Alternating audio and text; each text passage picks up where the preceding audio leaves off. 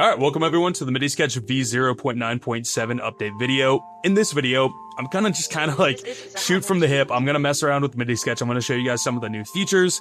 The problem is that I'm more focused on making MIDISketch the best that I can possibly make it, and not as much focused on making the best videos for it. I did make a update or a walkthrough video rather at v0.9.0, and my goal is to cover all of the new features since then. So if you've already seen that video, you're in a great spot. If you haven't, you can check it out before or after this one. I'm sure that even if you've never seen MIDISketch before, you will pick up a lot about what this is and what it's capable of doing just from this video alone.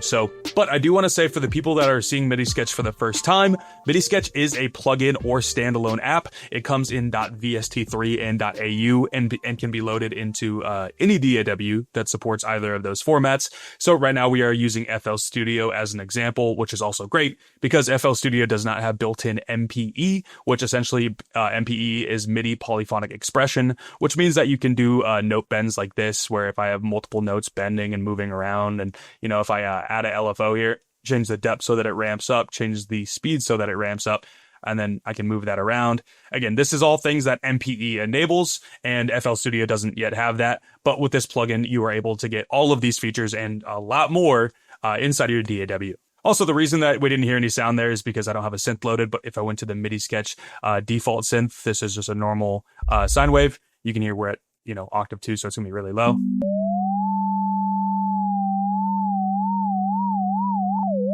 And everything is just playing exactly as you see it, which is the beauty of MIDISketch, is that we're trying to unify visual drawing and creation with sound in a way that is very, flow state enabling. The goal with MIDISketch ultimately is to make it so that if you hear something in your head, you can get it down onto MIDI in whatever way you want as fast as you possibly can to keep that creative momentum. And you're going to see a lot of the updates today in this video are for that exact goal. So again, MIDISketch is a plugin that can be loaded into any DAW like Ableton, Logic, FL Studio, Reaper, Cubase, all the DAWs. You can do that, and then you can open your VST3 synths inside of it as a host. So if I go to the top right and I click it, normally it would just say synth. You can select whatever synth you want. Now, you do want to make sure that the synth you're going to use is MPE-compatible. So Serum 2 is just one of the best examples. If you want to get more info, you can read here. Or if you see a specific synth and want to get more info about how to enable MPE, you can click the little question mark. But for now, we're going to do Serum 2 because it's just the most widely, accessible and also the most compatible with MIDISketch. It kind of just works no matter what. So right now we'll just set a detuned saw wave, just, keep it super basic for demoing. And now let's get into placing points. So just place point just like normal, click C and cut it if I'd like to. And then if I want to make it an MPE point, I just double click and add a point. And if I want to make it move around, what I can do is add another point and click and drag segments around. If I want to move the entire note, I have to click and hold until the whole note is selected. But if you want to move segments like this, you can do that. And then you can extend to add points. Every time you extend and release, it adds a point, which makes it really easy to build these ramps if you know the specific start and stop time. After that, if you want to do pitch bends and bend the notes around so it's not just a linear straight line, you can hold down Alt and click a segment, and then you just drag your mouse around to move it. Or alternatively, you can middle mouse button and move it around. And then you can drag these Beziers around as well. One of the big updates for v0.9.7 is just the overall UI and user experience. So as you can tell, a couple things are, if now you click a pitch point, the pop-up is slightly different. It's a little more clear, showing the semitone offset from the root of that MIDI, as well as the actual note that pitch point is inside of at that moment. And also, same goes for if you move segments, you get both of those pop-ups. Also, a couple things have been moved as well. Now on the bottom, we have expression and tooltips. So tooltips was just sitting above before, but now it's sitting in the expression tab. And in terms of the expression tab, at one point, this was just velocity, but now we also have pan X, Y, and Z editable. Part of this update that was huge was making sure that this feels a little more intuitive and more sketchy, and just kind of feels the same as actually editing the MIDI notes pitch. So now you can place points, you can move them around like you'd like to. You can right-click Add LFO, and once you add that LFO, it's still editable. You can also right-click and bake to points to get these as actual points if you want to move those around. Also, in the little ruler above, if you right-click and drag, you make a selection. You can click Control-C to copy, and then if you left-click, you'll get this playhead. You can drop it wherever you'd like, and then click V to paste the exact same automation that you have from a chunk to another chunk, which is also nice because you can do the same thing to other parameters as well. So if I paste, you can see I get the LFO that we made for pressure Z in our slide Y. Outside of that, right-click to delete any selected notes. Again, this is still getting worked on because this was such a big overhaul. I wanted to ship it out for people to test and let me know what they think. But for the most part, it's working. There might just be a few janky things or quality of life features that we could add. So I'd love to hear feedback on the new updated MPE expression editors. Also, there's snap on the right. If you are trying to de-snap and have more control over moving your points, you can do so, or put on snap to get the snapping back. Also, the same modifiers to not snap. If you hold down Alt, it won't snap. And yeah. The next thing I want to show you that's new is going to be MIDISketch Link. So if you see this little button on the bottom right, if I click that, you'll see we pop up MIDISketch Link, and it says no other instances are open. So if we go ahead and open up a new MIDISketch instance, what you'll see is that it is now going to appear inside of both of these. So if I go ahead and close the window and reopen it, just to kind of restart it, you'll see that they are now linked up. So if I go ahead and place a note on D5 over in this version of MIDISketch, or this instance, and then I go back to this one, you will see that note shows up as a ghost note. And the cool part is not only does it show up as ghost notes normally, but also MPE as well, which makes it very easy to create a bass line or chords or a melody, and then go get into a new instance of MIDISketch, because say maybe you want to have a new instrument, and you can very easily toggle on those ghost notes to, you know, better lay down whatever you're trying to put down. Also, the cool part about this link as well is that you can drag and drop, and you will receive the MIDI inside of the one that you're drag and dropping. So if I were to lay out just all these notes, do that, delete this one, go back to link and drag it, boom, we have those notes straight into this instance of MIDISketch.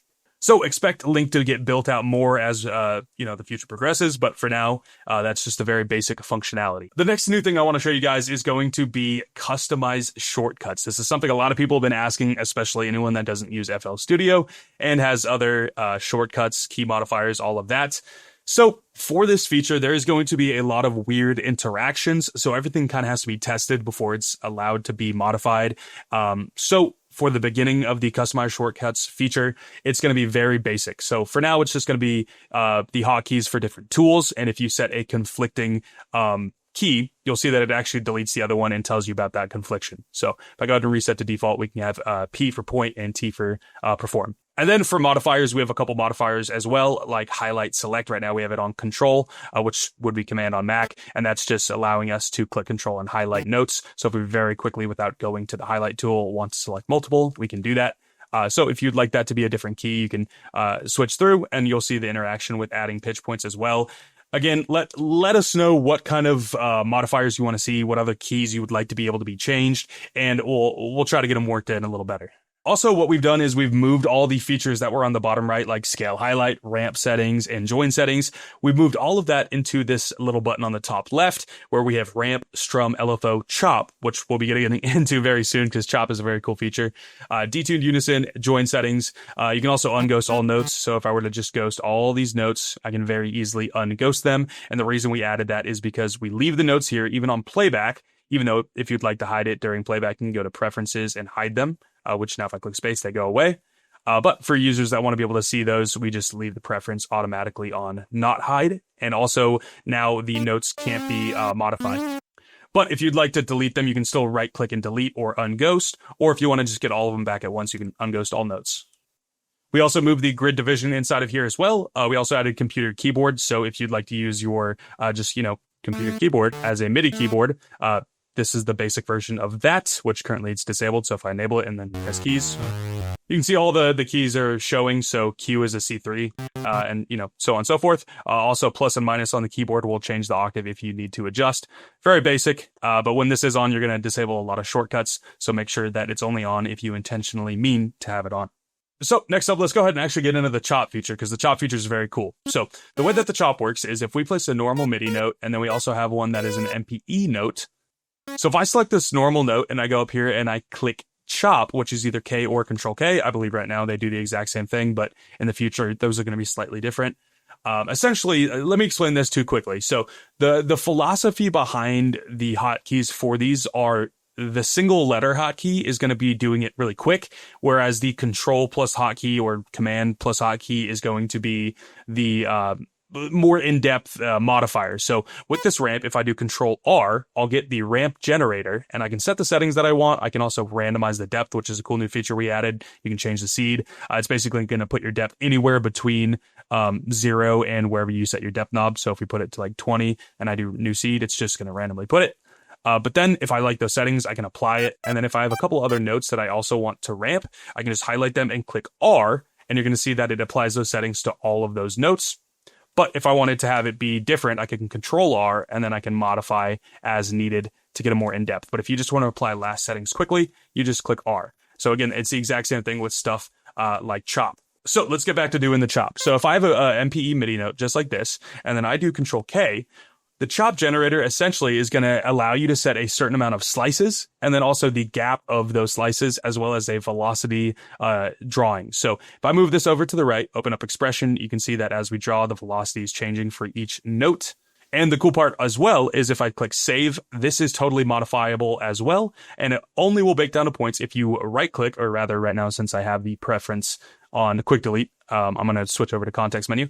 So now if I right click or hold right click, if you are in the quick delete setting, I can actually bake the chop, and now it'll bake the chop down into individual notes that I can move around. And if there's a bunch of points on here and I kind of want to, just simplify it, I can select all these and do Control Q. This is going to be simplify, or rather, I can right click and go to simplify as well, right here.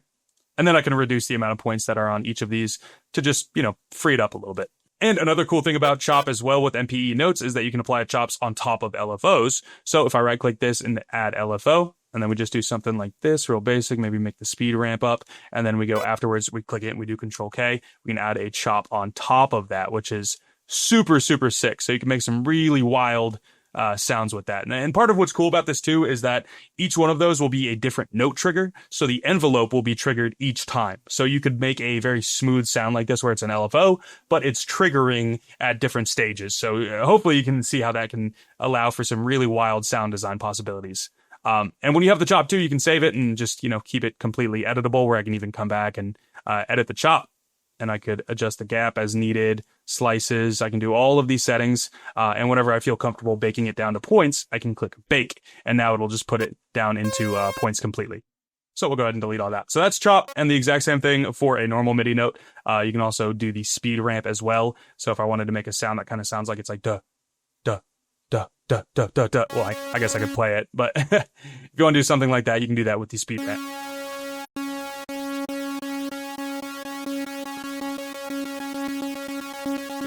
Also, same thing here, where if you save it, it's going to be modifiable, so you can do that and come back and edit the chop if you want to do adjust the gap or something. But if you're ready to just make it normal MIDIs, you can click bake. Now each MIDI is its own, and you also see the velocity. Well, actually, the velocity, I didn't add a slider to it. So if I go to edit chop and make the velocity slide up and do that, and then we bake it down, you can see the velocity for each is saved. Next up, let's talk about detune Unison, because I think this is a feature that not a lot of people are utilizing as much as they could. And also, I kind of modified it to make it a little better. So if I go to the top menu and I go to detune Unison, or rather just click U, we'll get this pop up where we can set the amount of voices in the detune. So right now we're taking the one single note and we're splitting it into 3 different ones. And that's because we have our voices at 3. So if I wanted to put it up, we could do 4. We can change the detune amount. You can also change the depth over time, which allows for really cool, kind of like the THX sound, where just the sound really opens up. Because if we drag the depth drawing down with the first point, you can see we start at the same point and then go up. You can also draw Beziers in this, which will apply Beziers to the points, so you can get some really wild stuff like this if you'd like to. No idea what that'll sound like. Let's test it out. Yeah, I don't know. I don't know if there'd be a reason for that, but maybe there's some sound design god out there that has an idea. That's kind of the point of this, is to enable that. So I do want to improve it where if the drawing goes out, or the Bezier handles go outside of the context window, then it's easier to grab them. That'll be a future update, but for now, it's pretty simple. Join settings, again, because they got moved, it's a little different. So if I highlight these and I go to join settings, I can set exactly how long the duration of the join is. So if I do 1/16 and then I click Control J, or just click join rather, you can see this is a very tight join. But if I undo and I go to 2 and click join, after I select them, join, you can see the duration of the join is longer. So that's what these are. You also have the random setting, and you can set the minimum and maximum join time. So if you had a bunch of notes and you wanted to randomize the time that it takes to glide into each other, you can do that by just, setting your min and max and then clicking join, and it's going to set random values for each. Oh, actually, I'm realizing now I want that to do random values for each, but what it does is it does a random value, but does each join at the exact same. So expect a future update where that's going to make it so that each one is random, because I think that's what people would use randomize for. So that's a little adjustment that's needed, but that's how it'll work when it's updated. Also, the scale highlight pop-up is slightly different. It's mostly just visual. I kind of forgot if I set this. Let's check. So if I do perform mode by selecting this button and then click play. Oh yeah, so if you have scale lock on and you do perform mode, it'll only stay in key. So whatever key I have, which in this case C major, if I do the perform or paintbrush tool, it'll make sure to keep all of the notes inside of your key that you have it locked to. So that's really nice if you're trying to use those tools and want to stay in a specific key. So we're going to go ahead and disable it for now though. I think the next big update I want to show you guys is the stamp tool. The stamp tool is very updated. Now we actually have a visual on the side so that as you scroll, you can see exactly what kind of chord types you're switching through. So if you hold down Control or Command and scroll, you're going to change the family. So this is single, intervals, triads, sevenths, extended, special. And then if I do just normal scroll, I can change the type of chord within that. And then outside of that, we also have inversions if you shift scroll. So the visual on the right kind of helps you know what you're scrolling through. And then also if you want to enable bass, you can do so. And that's just going to take the bottom note and make that duplicated downwards. And that's kind of your bass. So you can see we have the exact chord above, but we just have a bass note added. Also, we added ARP mode, which is super sick, where you can adjust your ARP settings, the rate. So if we want to do 1/16 dotted and we wanted to go up, down, we can do that. And then if I hold down shift and space, we're able to preview that, and if we wanted to have the bass be part of our ARP, we can do that as well. Yep, and if we want to turn off our bass so that it's just the chords. Also, the gate you can tap just to get different values. We're going to make this a slider or a dial later, but for now, very basic, so a real chopped up ARP, or go a longer one. All right, so that is still a work in progress. So the gate actually seems like the preview doesn't exactly play the gate timing, which will adjust. But when you place it, the notes would actually, be correct. Just the preview is a little off. And also the preview is kind of buggy. It's something we're trying to solve to make it more reliable. If you ever get a stuck note like that, just know that the escape key is kind of like your panic button for like, why is a note still playing even though it shouldn't be? You can click escape. Every once in a while that happens, pretty much only with the stamp tool at the moment. Again, trying to fix it, but just as a warning, if you ever have that, hit the escape button. But yeah, that's super cool. It allows you to really quickly kind of find chords and ideas and ARPs and all that, and place things down and really work on hearing things and seeing what you like based on that, as opposed to just the music theory of it. Next up, we also have a new workspace. If you have a workspace and you just want to restart from scratch, you can do that here. You'll obviously get a warning and then reset. You can also open Sketch and save Sketch in a .ms format, which only works with MIDISketch, but then you can make sketches and save it and pull it up later. You also have import MIDI.MPE or /MPE and merge. Essentially, import is replace what you have in the canvas with what's imported, whereas merge adds it on top. The MPE file format is something that only MIDISketch uses, by the way. A couple people have asked me about that. Maybe in the future, that'll be a supported file type, but for now, it's just something for MIDISketch to MIDISketch users to send and share their MIDI drawings in MPE. Import audio, we're not going to talk about. It's not really changed. Import image, same thing. Oscilloscope, not going to talk about that. MIDI routing, you have MIDI routing options as well. Typically, you just leave that the same. Record MPE controller. This is actually really big and kind of requires its own video in the future. But MIDISketch does actually act as a MPE controller recorder. So if you have something like a Rolly Seaboard, Array 2, one of the expressive E boards, I forget what they're called. I think like the Osmose or something. If you have any of those, you're actually able to record into MIDISketch. Now, I can't say if that works with FL Studio because FL Studio doesn't support MPE, but I know that as a standalone it does, and in other DAWs like Logic or Ableton, it does work as a controller. So when you record, it will record the pitch bends, and then you can simplify points, modify points, do all of that. It should be recording the MPE X, Y, and Z parameters. I can't say for sure because I haven't been able to test a MPE controller with that. So if anyone does it, let me know how it works and how the editing experience feels overall with that. To actually enable it, you do need to go to record MPE controller and then enable, and then the record button will now be a MPE controller recording, whereas before it was just, typical. But we'll go ahead and disable that.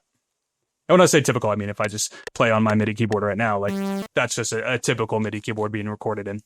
Next up is design. This is very basic. I mean, it hasn't changed much. There's just a couple new design options. The big thing is that now the entire VST actually changes its design. The only thing that won't modify is a couple of the green icons, and that's just kind of, to keep that MIDISketch branding in some way, and the green just, looks cool for buttons and all that. But outside of that, everything else will change to your design, which makes it so that you can really, create in the visual landscape that you'd like to. So lots of really cool ones. I actually really like the Obsidian and Dark Ocean as well. After that, we have the Preferences tab, which has been expanded quite a bit. The first thing is Customize Shortcuts. I believe we already talked about that. That's accessible here. We have right-click behavior as well. If you like it where right-clicking pulls up the context menu and then to delete, you just right-click and drag, you can have that setting on. But if you prefer it where you just right-click a note or a pitch point or whatever and just delete it simply like that, you can also switch over to quick delete and then just right-click to delete. And if you want to get the right-click context menu, you have to right-click and hold. I like doing this sometimes and right-click and then releasing right-click on the command I'd like to do. So for example, right here, I can right-click and then release right-click on the LFO, and I'll be able to get it super fast. There's also UI scale. This is, more things going to be added right now. I think it's literally just the tooltips, but that's there for now. We just got to add a couple more things that actually scale up with this. Pitch bend range, generally just leave this as is. I actually think it's supposed to be 48. I think I accidentally clicked 24, but leave that at 48. Follow windup is something you can kind of ignore. This is just it's a separate feature that isn't quite built out yet, but this will be the setting for it. Then we also have track speed, scroll speed. So if you're on a trackpad and things feel a little slow or too fast, you can adjust that here. Then we also have auto expand timeline. This will automatically resize the timeline when notes are placed or deleted. So if I were to place notes out here, the timeline adjusts back inwards. So if I deleted this, it would like shrink back, but because we have that setting off, it doesn't do that. And then we talked about this earlier. There's the hide ghost notes during playback as well. And then we have the camera settings. This is just follow smoothness and camera shake. So the way that this works is if you were trying to, you had a big complex MIDI and you wanted to make the camera follow and do some really cool effects. Say we had something like this. And then actually, let's do a chord real quick just to kind of demo that. So we'll just hold on to that note right now. So click and drag and we have it. So say I wanted to like follow this for whatever reason or make it like have a cool like camera effect. I could make this point if I right click and make it an LFO and then apply, and then I right click it and I click follow, and then I have follow on and reveal. If I click space, it's going to follow.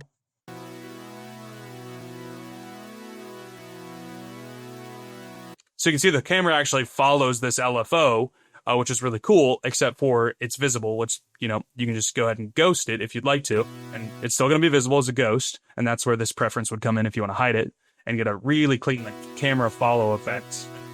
So the LFO is not the greatest example. I just didn't want to draw some crazy bends and follow it right now, but you can at least see how it works. And if you wanted to add a couple, camera settings to that to actually smoothen it up or add a little camera shake to make it seem more natural, you can put the follow smoothness up and then the camera shake up a little bit as well.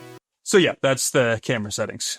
So another thing I want to show you guys is that if you don't have an MPE synth, but you'd still like to draw bends and all that, but have it be normal MIDI, you have a couple options. One of those is to draw the MIDI that you're, whatever you're drawing. And then if you right click it, you can actually do convert to standard MIDI, and that's just going to break apart the MPE pitch points into creating actual MIDI notes.